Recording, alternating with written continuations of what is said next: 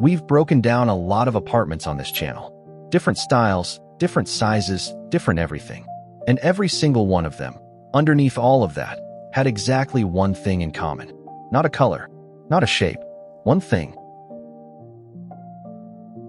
Here's the simplest way to explain intentionality.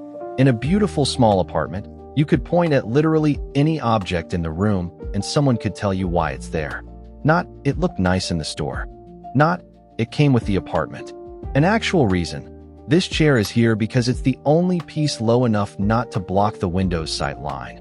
This lamp is here because it's the only warm light source at eye level in the entire room. This sounds simple, almost too simple to be the entire answer. But try applying this test to a room that doesn't feel quite right, and it usually breaks down within the first 3 or 4 objects.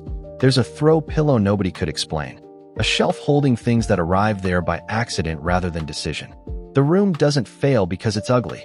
It fails the test. This is also why the test works regardless of budget. An expensive room full of unexplainable objects fails exactly the same way a cheap one does. Intentionality was never about how much money passed through the room. It was always about whether a decision happened at all.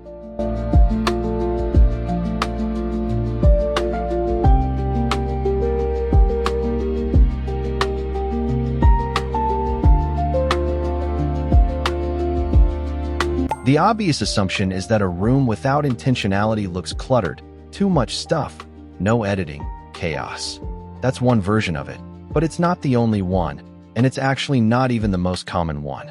The more common failure is a room that's technically minimal and still fails the test completely. A neutral sofa bought because it was the safe option, not because it was right for this specific room. A piece of art hung at eye level because that's the default height, not because anyone considered whether this specific wall wanted something higher or lower. This room isn't cluttered. It's just empty of reasoning. Every object is defensible in the abstract. It's a perfectly fine sofa, a perfectly fine painting, but nothing in the room can answer why it's specifically here, in this specific apartment, rather than anywhere else. This is the version of the problem that's actually harder to fix, because it doesn't look broken. A cluttered room announces that something needs to change. An unintentional but minimal room can look complete for years without anyone noticing that no real decision ever happened in it at all.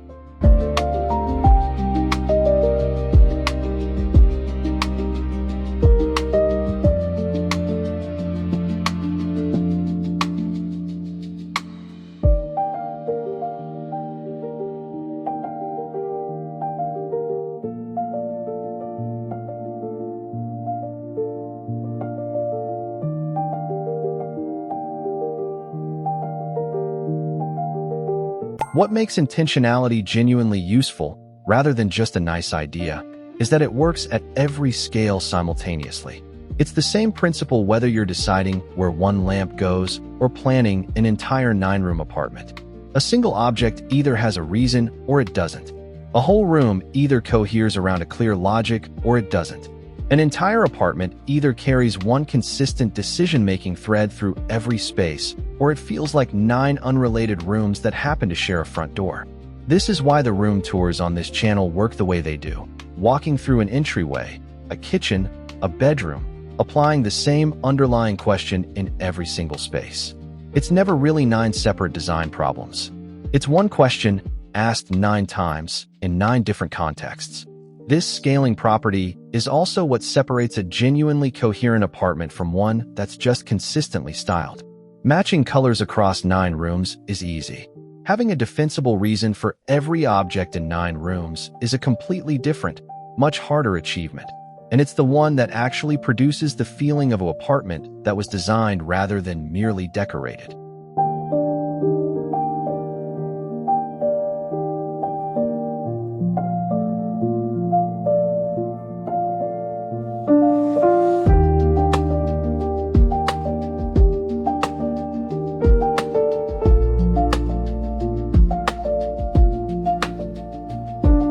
The most encouraging part of this entire idea is that intentionality isn't taste, and it isn't an innate sense that some people are simply born with and others aren't. It's a habit of asking one question before every decision. Why is this here? That question can be learned and practiced by literally anyone. regardless of whether they describe themselves as having a good eye for design. What actually requires talent, color matching, spatial proportion, and instinct for what looks good together is a separate skill, and it's genuinely harder to develop. But none of that matters if the underlying decisions aren't intentional to begin with. A room can have excellent taste applied inconsistently and still feel unresolved. A room with more modest taste, applied with total intentionality, often feels more finished than the first one. This is good news specifically for anyone starting from scratch, because it means the highest leverage skill to develop first isn't the hardest one to learn. It's the question. Ask it consistently enough, in enough rooms, and the taste tends to develop alongside it. Because asking why something is there naturally sharpens what you notice and what you're willing to accept.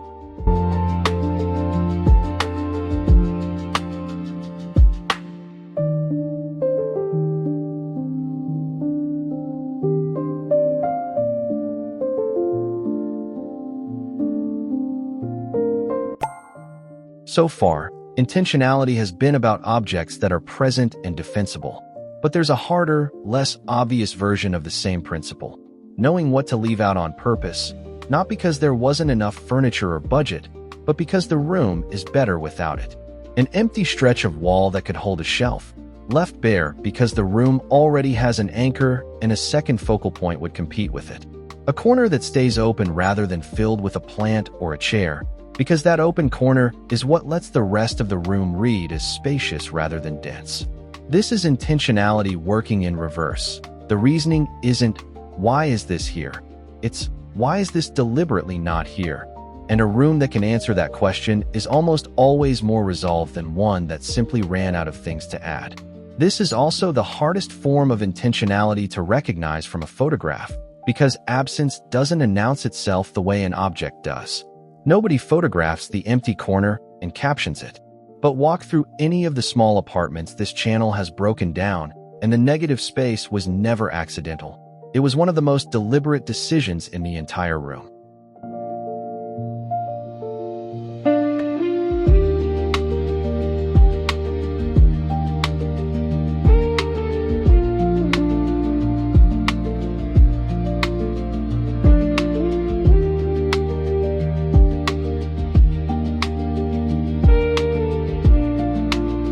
If there's one practical takeaway from all of this, it's that intentionality is easiest to apply before an object enters the room, not after. Once something is purchased and placed, there's a strong pull to justify it retroactively, to find a reason after the fact rather than have had one to begin with. That's a much weaker version of the same principle, and it's usually how rooms fill up with objects that technically have an explanation but never had a real reason. The stronger version of this happens at the moment of decision, before checkout, before the delivery arrives. What specific job is this object doing in this specific room that nothing currently in the space is already doing? If the honest answer is that it would simply look nice, that's not disqualifying on its own, but it's worth noticing the difference between that answer and a specific functional or compositional reason. Rooms that feel resolved are usually furnished by people who asked this question early and often, not people with an unusually good eye. Applied consistently, this single question also tends to save money over time, since it quietly filters out a large share of impulse purchases before they happen. The room ends up more intentional not because more thought went into styling it afterward, but because less was allowed in without a reason in the first place.